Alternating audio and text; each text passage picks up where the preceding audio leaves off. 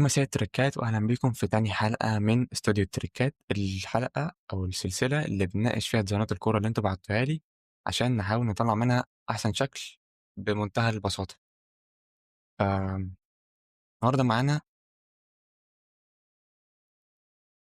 النهاردة معانا 3 ديزاينات من صديقنا محمد بدوي. آم، هن برضه هندرس فيهم كده بالراحة ونشوف ايه اللي ممكن نطلعه بشكل كويس. طيب ممكن ناخدهم ديزاين ديزاين. ممكن نبدأ بتاع مبابي مثلا، اللي أنا شايفه بالنسبة لي أفضلهم شوية. هم كلهم حلوين عامة، أنا مش بقول أنا يعني كلهم حلوين بالنسبة لي. طيب يمكن الحاجة الوحيدة البسيطة اللي أنا حاسس إن لو اتعدلت هتكون أحسن شوية، إن أنا ما أخليش الأبيض مش هيبقى ماشي. إن هنا مبابي لو تاخد بالك هو مبابي تحسه كرتون، يعني صورة illustration شوية. هنا صورة عادية وهنا صورة عادية وهنا صورة عادية، تمام. فلو يكون كله نفس السيم عامة فدي بالنسبة لي هتكون حاجة كويسة. يعني أنا بشوفها كده حاجة بسيطة. ما ينفعش يكون مثلا جايب 3 صور للعيب، 2 كرتون وواحدة عادية. يخلي كلهم illustration، يخلي كلهم صور عادية. فدي كده النقطة. طيب برج البار شكله حلو. برج ايفل كان ممكن بس يكبر شويه مثلا بحيث هو يكون مين كونتنت او يعني حاجه اساسيه بجانب امبابي. آه الخط اعتقد برضه محتاج تختار خط واضح وصريح، مثلا لو عملنا كده مثلا.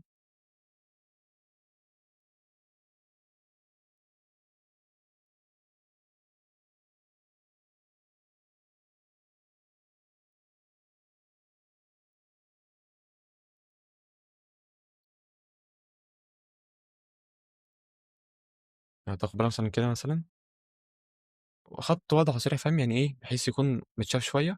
ونقطه مهمه ان هو ما يبقاش على الحواف قوي كده بالظبط. يعني مثلا انا مثلا باجي اعمل ديزاين جديد، ايه بعمل فيه بيكون فيه زي جايد لاين كده الفوتوشوب بعملها، بيكون باينه في الحاجات المقاسات المحفوظه. طب لو هو مش عاملها، هتيجي فوق عند فيو، هتعمل عند جايد، تعمل له نيو جايد لاي اوت. هطلع لك كده اسهم، شايف كل الاسهم دي او كل المسطره دي. ودوس اوكي، تقعد تعرف تظهرها وتخفيها بكنترول اتش. اديك شايف ان هنا اخرك، ده اخرك ما ينفعش تنزل عن هنا. انت المفروض تاخد الاسم بالرقم تطلعهم فوق الخط ده. يعني انا من فوق الخط ده كده، هنا كده ما اعملش حاجه، دي حاجه اسمها سيف زون، ما تجيش جنبها. يعني هنا كل حاجه حلوه انها جايه شويه. هنا ممكن نبيه، ممكن ندخله جوه شويه بحيث يكون موجود جوه. والاسم والرقم يطلعوا، لو طلع فوق شويه يكون زي الفل. لو تخلي الخط كده بسيط، بص انت كده 100 فل و10. ده كده كان اول ديزاين معانا. طيب تاني ديزاين، هنا برضه اعتقد مش هعدل فيه كتير، يعني نفس الحاجات اللي انا برضه المره اللي فاتت هنقوله هنا. يمكن بس في نقطه صغيره خالص.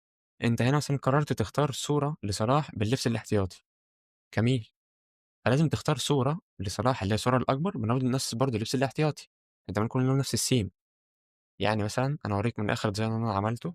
طيب لو تاخد بالك هنا التيشيرت أو الطقم عامة، إن أنا مختار الألوان جاية من الحتت من الشورت دي من التيشيرت عامة. وأنا برضه الصورة التانية نفس الحوار. والسيم عامة كله ماشي على نفس الطقم، ماشي على كلهم بلون معين. فهنا في الديزاين ده اللي بيحدد لي أنا هشتغل على أنهي لون، هشتغل على احمر وابيض او احمر واصفر او ابيض واصفر او ايا كان، هو التيشيرت. فانا مختار تيشيرت اساسي بلون احمر، والتيشيرت والصوره الصغيره بتيشيرت لونه اسود او لونه غامق، مش زي التاني. فاحنا هنا المفروض محتاجين ان احنا نحدد الشكل العام عامه، بحيث هنشتغل على انهي تيشيرت فيهم عشان نعرف نظبط الحاجات دي كلها. تاني حاجه، الاحمر اختياره حلو عشان ماشي على تيشيرت ليفربول، بس الاخضر ملوش مكان، فاهم. لكن لو الاخضر معمول بالاصفر ومعمول بالابيض، انت كده 100 فل و10. يعني مثلا لو عملت اللون اللي ورا ده، اللون اللي ورا ده عملته ابيض مثلا، والخط ده عملته اصفر، هيكون كله ماشي على بعضه نفس لون التيشيرت. لو عكست عملت اللون اصفر والخط ابيض، تمام. وزي ما قلت لك برضه في الديزاين اللي فات، لو عملت التكست بسيط كده برضه، لو مثلا عملناه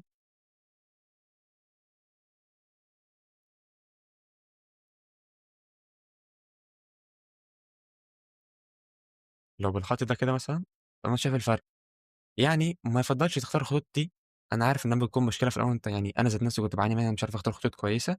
بس مع الوقت حاول تختار خطوط تكون سهله على العين تتشاف، يعني ما تكونش صعبه زي كده. بس انا محتاجه ورا وحطيتها ورا صلاح كمان، فحاول تخلي ايه خطوط حلوة كده ولذيذة.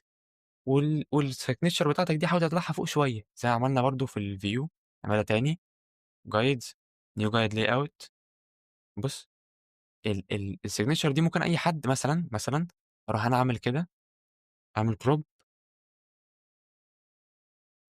بُص شِلت الdesign. حاجة تقدر تثبت إن الdesign ده بتاعك؟ مستحيل. حتى برضه لو حطيتها فوق ممكن تتقص بس يعني هتكون صعبة، هتكون باينة. ممكن تحطها برضه بشكل ما يعني تعمل logo تحطها في طرف من الطرف على حاجة معينة ما تبانش. يعني أنا مثلًا هنا فاهم، لو دي اتشالت هتشيل حتة من الlogo فهتبان إنها متشالة، فاهم؟ بس كده. دي برضه الحاجات البسيطة اللي شُفناها في الdesign ده. طيب تالت design معانا أعتقد برضه ممكن أقول فيه نفس الحاجات. أنا عارف إن لمّا تكون حاجة معمولة في حتة ممكن تتكرر في حاجة تانية. آمم حاول مثلًا تخلّي إن الصور اللعيبة كلّها تكون بtheme واحد أو بتيشيرت واحد. يعني هنا مثلًا طاهر بآخر تيشيرت الأهلي، وسام بالتيشيرت اللي قبليه شوية، أكرم التيشيرت قبليه خالص، فاهم كده. فحاول تخلّيهم كلّهم. ولو عايز تعرف منين تجيب صور اللعيبة، فإحنا عملنا فيديو قبل كده في الchannel ممكن برضه أسيبه لك تحت في الdescription إزاي تجيب صور لعيبة بجودة كويسة، سواء من مواقع الأندية أو من مواقع البطولات أو من foot render ذات نفسه. فأنت عندك دي الفكرة. فأنت لو خلّيت حتى مارس الكورة خلّيته نفس اللون بتاعه يعني مش متغيّر شوية، هيكون حلو. الخط أعتقد أنا بالنسبة لي لو كان أبيض سادة هيكون 100 فُل و10. هيكون جميل أكتر إنه يكون إحنا على خلفية غامقة. ما ينفعش أعمل فاهم يعني غامقة بأحمر شوية على هو اللون الخط أحمر، فهتكون متعبة للعين شوية. فحاول تخلّيها أبيض بس مثلًا، هتكون حلوة جدًا. الأزرق ما لوش استخدام، فاهم، يعني ما نستخدمه ليه؟ الأزرق إحنا مثلًا عندنا التيشيرت يا إمّا هنستخدم آخر التيشيرت عندنا أحمر وأصفر، يا إمّا التيشيرت ده أحمر وأبيض. فهو خُد من التيشيرتات، خُد من اللعيبة اللي أنت حاططها، خُد منها الألوان، بس كده. فأنا ممكن برضه أورّيك أنا كنت عامل design لباتشوكا برضه ممكن أورّيه لك. طيب ده design أنا كنت عامله لباتشوكا. وتاخد بالك الdesign ده كُلّه ما هو إلا الصورة اللي متصورها قفشة بس. وأنا هنا حطيت التركيب بتاع الكاس حطيته كده بنفسي. هنا لوجو البطولة حطيت لون أخضر في الحاجات دي عشان البطولة لونها أخضر. هنا لون الفرق الأزرق والأحمر. هنا أنا حاطّه لو تاخد بالك هنا محطوط على الكلمة. لكن أنا هنا حاطّه ورا خلفية النادي ذات نفسه. يعني هنا النادي اللون طالع من لوجو النادي أحمر، هنا طالع من لوجو النادي أزرق. بس وكتبت كام كلمة بخط اسمه بُكرة، خط بسيط كلنا عارفينه، واللوجو بتاعي وخلاص تمام. ودي الصورة بتاعتهم. هنا عملت زي pattern كده غيّرت في الblend mode بتاعتها. عملتها عشان تبان على دي، تبان على أكنها على المنصة يعني وبس.